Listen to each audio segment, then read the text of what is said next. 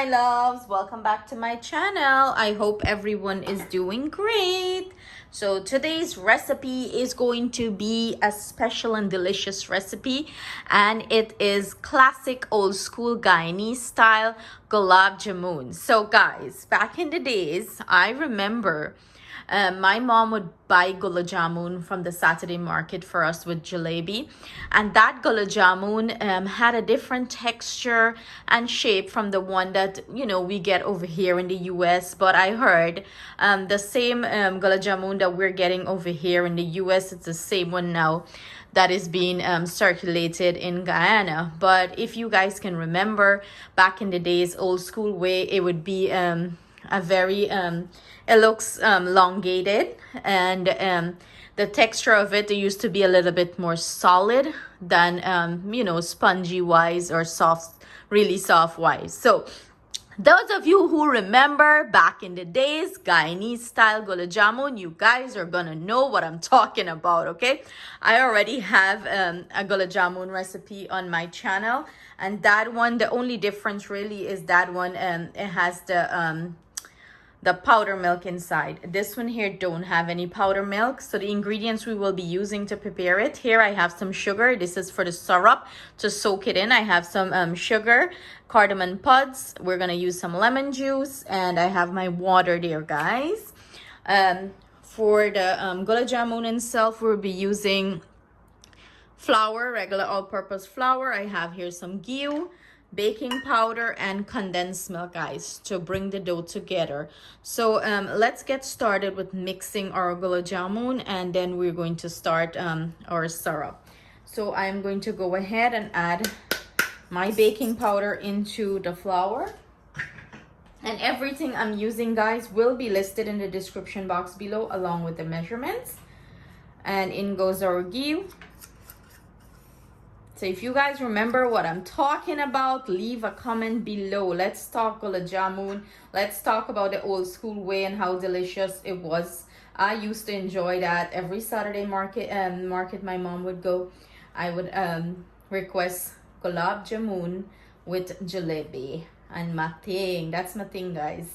And even people coming from Guyana, family members, I always request that. Okay, my sister and I.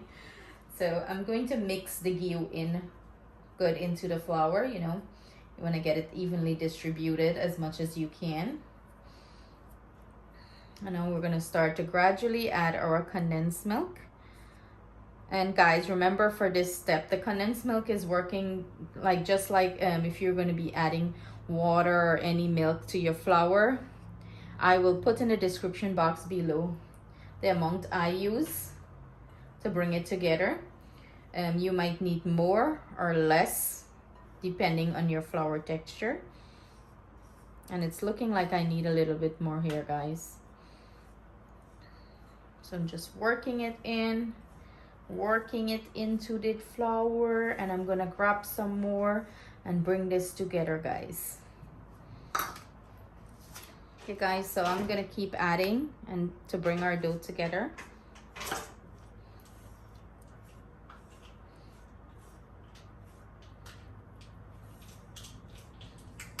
And I love condensed milk, guys. I can sit here and drink this from the can.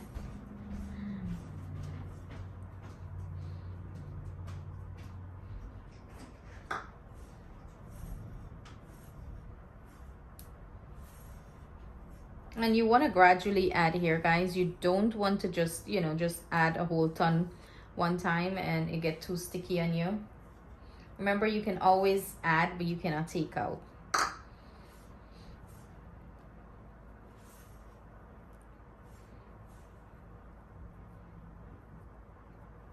It's messy.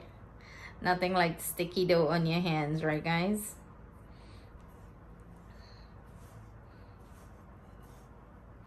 But you keep working it as if you're gonna be working flour to make any sort of dough.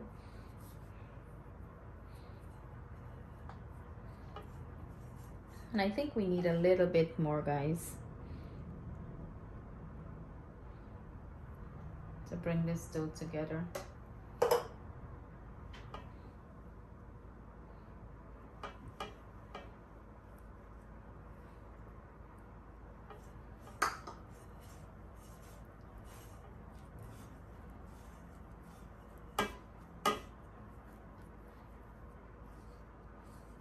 We're not looking for a stiff dough. We're looking for a nice soft dough here.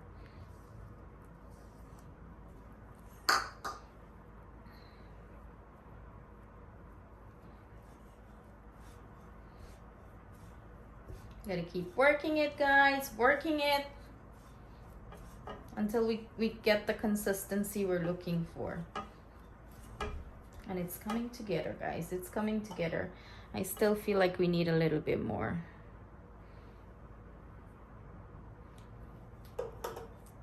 This is why you gradually add. This dough is looking so rich, huh?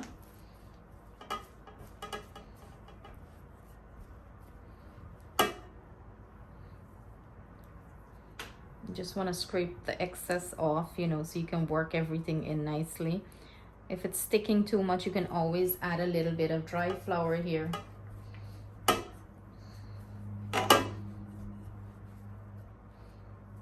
So guys, I'm gonna go wash up my hand, wash this out, and come back and finish smoothing this up perfectly.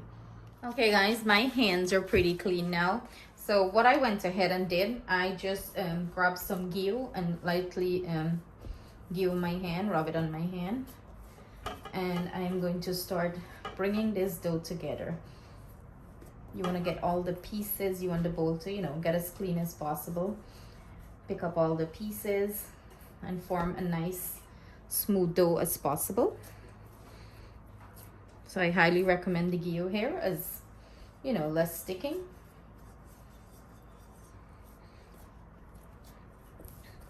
And it helps smooth everything out too. So you can always keep adding ghee to your hands.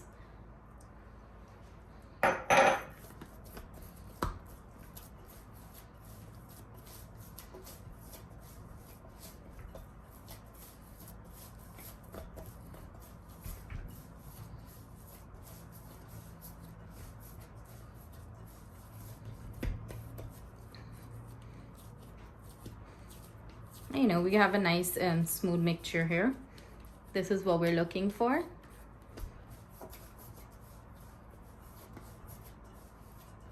And I'm just going to grab a damp piece of paper towel and cover this and let it rest for at least about 15 minutes or so. And then we're going to start fry it up. We're gonna start the syrup and let the syrup cool down, you know, a little bit before we're ready to fry our Gulab Jamun. So voila, we're gonna leave that to sit, guys. And I'm gonna go ahead here and do the syrup. Add my water to my sugar. And we wanna mix this in.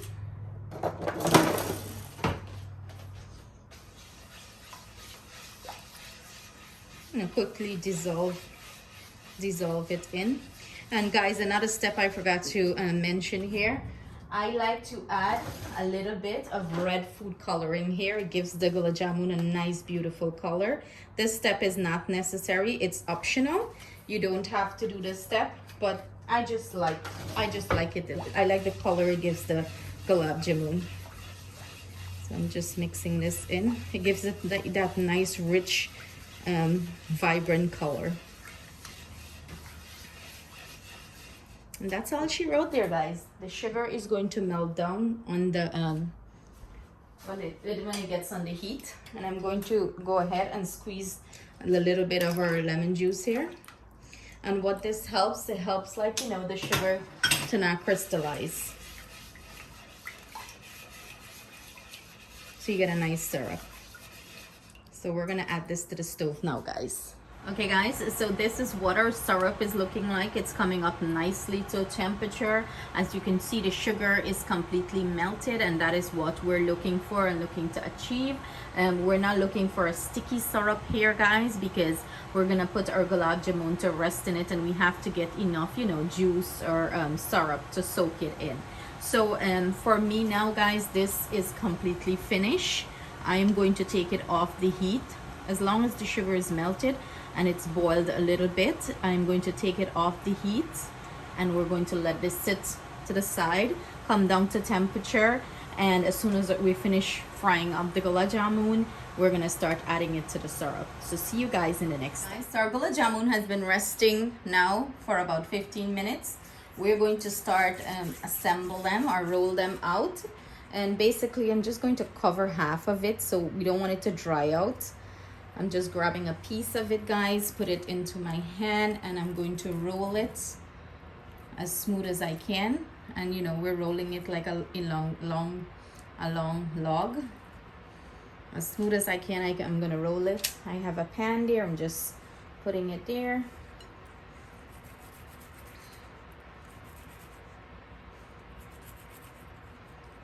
Or you can just roll it into a ball and then make it into a log, as the ball gonna be smoother. You know, you're gonna get it smoother that way.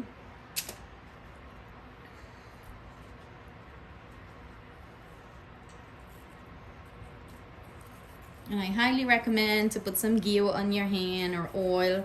You know, it helps with rolling them perfectly smooth and nice.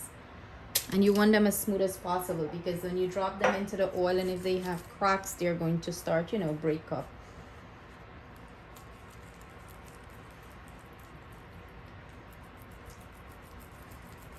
So the technique is to roll it in a ball and then roll it into a log.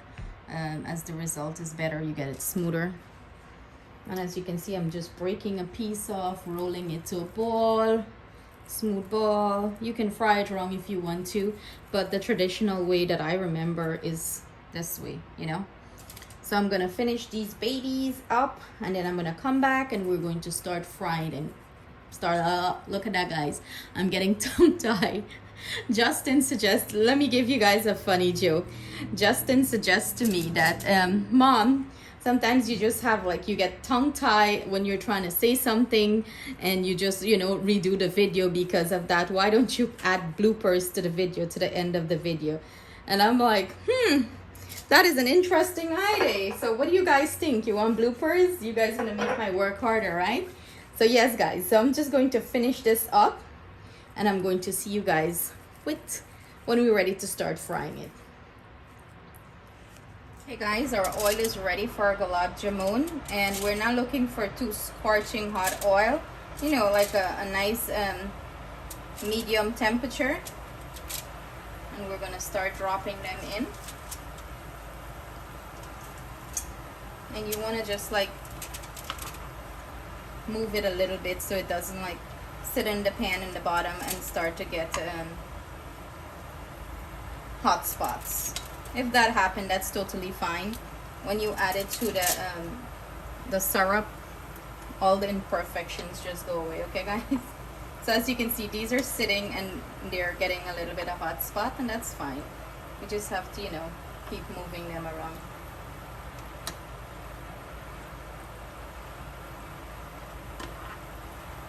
And we're looking for a nice golden brown color in them, guys.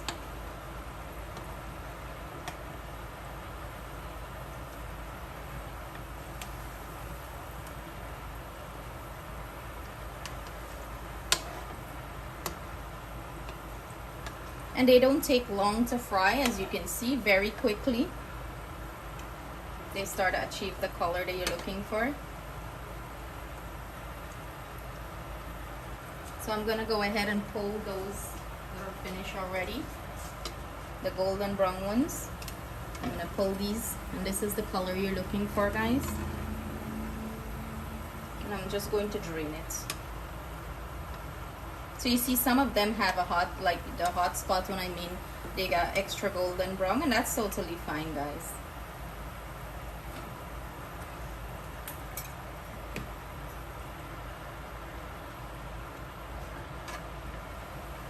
So they're ready. I'm just pulling them out, and then I'm gonna come back and show you as we started soaking them in this syrup. This is what our syrup look like. It's cooled down nicely. This is what our gulab jamun is looking like, guys, and it's nice and hot. Okay, I'm just adding it to our syrup here. Let me grab a thong or something to help me with this, guys, because it's really hot. I don't want to burn my hands. And you want to add your gulab jamun to your syrup while your gulab jamun is warm, so you could start observe the syrup. But do you see how nice and smooth they look? Some of them have cracks in it. That one have a crack. And that is totally fine, guys. Totally fine.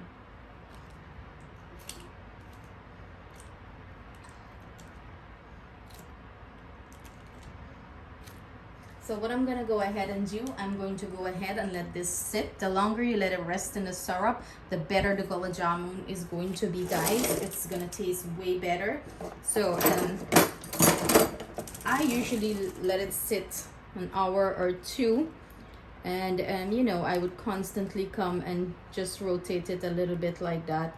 You gotta be gentle with it at this step now, because they're gonna break easy, you know, as it start sitting the syrup and get softer. It's gonna break easy. So I use like a rubber spatula. It's easier to move them about in the pan. And in probably about 2 hours or so, I'm gonna show you guys what it's looking like inside. Remember, this have to rest.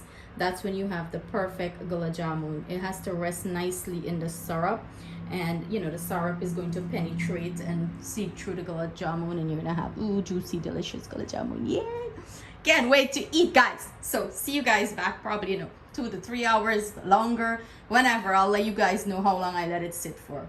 And here you have it, guys, our finished soaked gulab jamun. Guys, it's tasting so delicious. Brings back memories of back home.